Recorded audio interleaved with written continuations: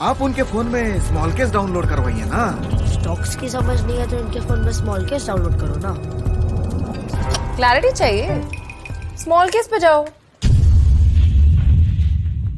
शायद आपने भी कभी ना कभी ऐसे एड्स जरूर देखे होंगे और एड्स देखने के बाद आपके भी दिमाग में बहुत सारे सवाल आए होंगे, जैसे हाँ भाई डाउनलोड तो कर लेंगे, लेकिन आखिर स्मॉल केस होता क्या है, कैसे काम करता है और मैं इसमें इन्वेस्ट क्यों करूं। ऐसे ही और भी बहुत सारे सवाल हैं जिनका जवाब आपको पता होना चाहिए इससे पहले कि आप स्मॉल केस में इन्वेस्टिंग स्टार्ट करें। तो हाँ दोस्तों, आज की वीडियो में स्मॉल केस क्या होता है से लेकर स्मॉल केस से आप रिटर्न्स कैसे जनरेट करेंगे तक हर एक सवाल का जवाब आपको मिलने वाला है। तो चलिए शुरू करते हैं।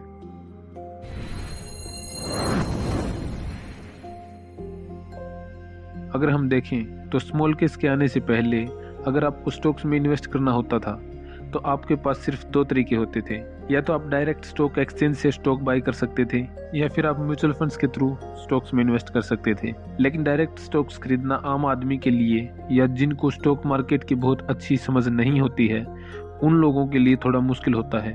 यानी कि ऐसे लोगों के लिए डायरेक्ट स्टॉक्स खरीदना काफी ज्यादा रिस्की हो सकता है। अब इसी रिस्क को कम करने के लिए म्यूचुअल फंड्स एक बहुत अच्छा ऑप्शन होता है।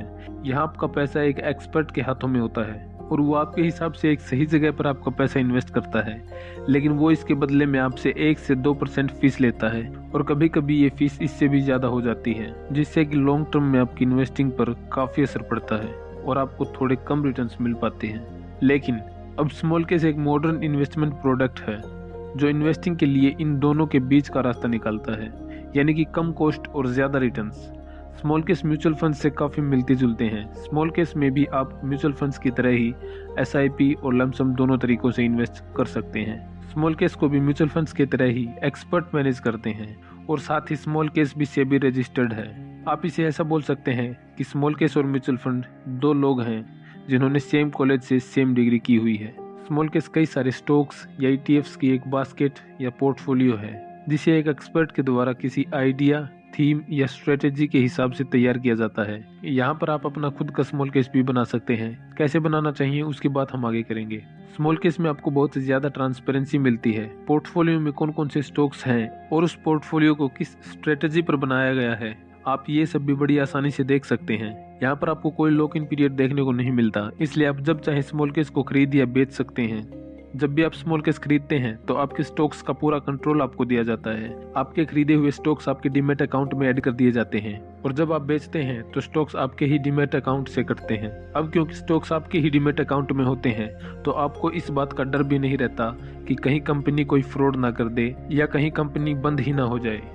ये सब तो हमने जाना स्मॉल केस के बारे में। अब हम कुछ ऐसी बातों को भी जान लेते हैं जो आपको स्मॉल केस में इन्वेस्ट करने से पहले जरूर पता होनी चाहिए।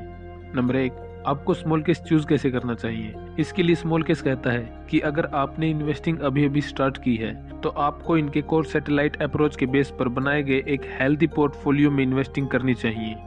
और अगर आप इन्वेस्टिंग के बारे में थोड़ा बहुत जानते हैं तो आप वैल्यू, ग्रोथ और डिविडेंड्स के अराउंड तैयार किए गए पोर्टफोलियो को भी कंसीडर कर सकते हैं। लेकिन अगर आप एक अनुभवी इन्वेस्टर हैं तो आपको अपनी इन्वेस्टमेंट अमाउंट, वोलेटिलिटी और रिटर्न्स के बेस पर स्मॉल केस को फिल्टर करके अपने लिए सही स्मॉल केस चूज करना चाहिए। नंबर 2, अब जो स्मॉल केस आपने चूज किया है क्या वो सही है या नहीं, ये पता करने के लिए आपको कुछ चीज़ों का ध्यान रखना जरूरी है। नंबर 1, जब भी आप कोई स्मॉल केस चूज करते हैं तो सबसे पहले आपको ये समझना बहुत ज़रूरी है कि इसके पीछे स्ट्रेटेजी क्या है।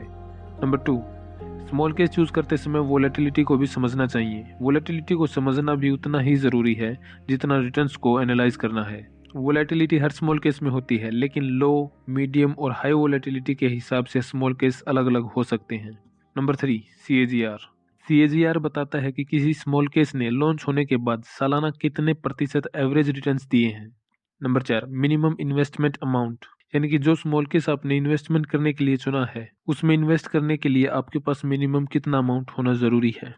ये सब जानने के बाद अब एक और सवाल आता है कि आपको शुरुआत कहाँ से करनी चाहिए। देखिए, एक बहुत पुरानी कहावत आपने कई बार सुनी होगी कि पेड़ लगाने का सबसे अच्छा समय 20 साल पहले था या फिर दूसरा सबसे अच्छा समय आज है।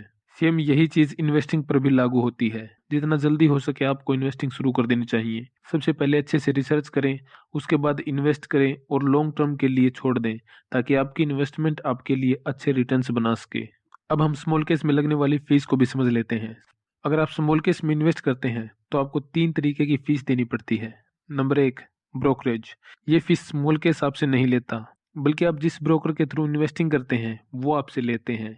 आजकल आपने बहुत सुना होगा नो ब्रोकरेज चार्जेस, लेकिन इसका मतलब ये नहीं है कि अब कोई चार्जेस नहीं लगेंगे।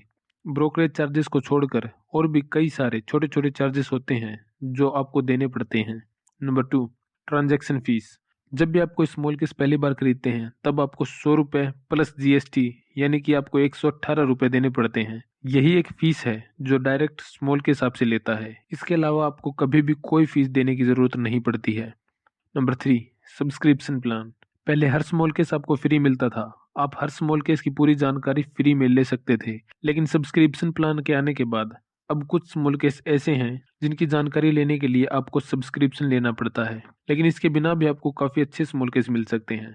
अब ये सब जानने के बाद आपको अपना गोल डिसाइड करना होगा। एक बार जब आपका गोल डिसाइड हो जाता है तो फिर आपको सीधे स्मॉल केस की साइट या ऐप पर चले जाना है और अपने लिए एक सही पोर्टफोलियो को चूज कर लेना है और इन्वेस्ट के बटन पर क्लिक करके इन्वेस्ट कर देना है। तो दोस्तों आज की वीडियो में इतना ही। उम्मीद करता हूँ इस वीडियो से आप काफ़ी कुछ समझ पाए होंगे। अगर इस वीडियो से आपको कुछ भी सीखने को मिला हो तो वीडियो को लाइक करके चैनल को सब्सक्राइब कर लें ताकि आगे आने वाली हर एक वीडियो